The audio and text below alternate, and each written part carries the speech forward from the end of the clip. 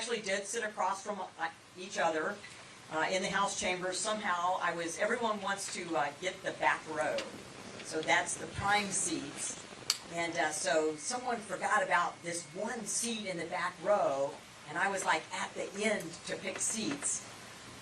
But what he didn't tell you is that he was on the Republican side, and I was on the Democrat side, which made it very challenging. But in front of me were Senator Conoyer and Senator Kelker, who are also here in District 1. And so I called us the Bermuda Triangle where the Democrat bills went to die. So it is great to be here with you. I'm not going to tell you what's wrong with the country right now. You all know it. You all know what's wrong with the country. You know that we have a de facto open southern border. And it's not just 7 million people coming across illegally, which they consider them legal because they're processed, but they're given a slip of paper that says to come back for an asylum hearing years in the future, of which in the past only 10% would ever come back for the asylum hearing, and of that 10%, only 1% of that 10%, or 10% of that 10% would meet the definition of asylum. I'm not going to talk to you about the fentanyl that's flowing across our borders and the 100,000 overdose deaths records in the United States, or the people on the terror watch list. I'm not going to talk to you about our president, who just made a deal with Xi Jinping to really basically turn over part of our economy to the Chinese Communist Party. And I'm sure Xi Jinping is salivating at the idea that we're not going to have domestic energy production in the United States because we're going to do wind and solar. And I've got no beef with wind and solar. It's just I like all the rest of it too. And what's most important is that we have affordable, available, reliable, abundant energy so that we can compete economically around the world. And we can't do that. I'm not going to talk to you about the economy.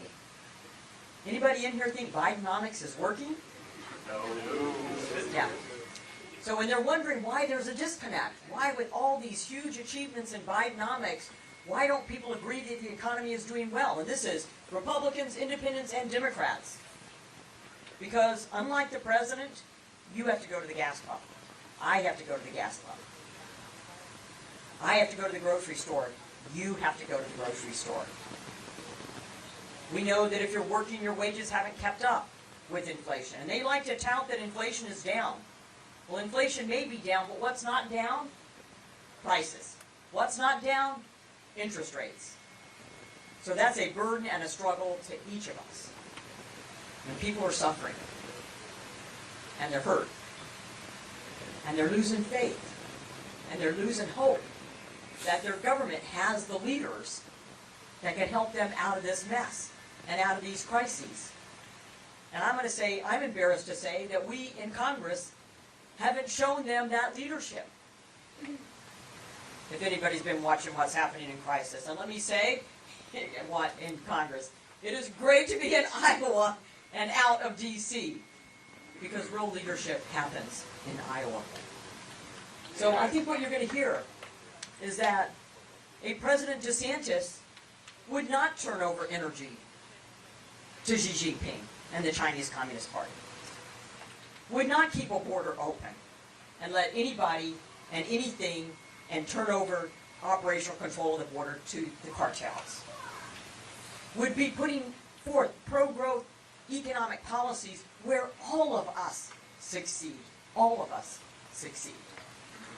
So we've got an important job to do in Iowa, and we do it better than any place else in the country. And that is, we show up, we listen, we pay attention, we ask questions. We're going to come out on January 15th, and there will probably be snow, and it will probably be below zero, and we're going to come out, and we're going to show up, and we're going to be voting for the next President of the United States, which is going to be a Republican in January of 2025. Thank you so much.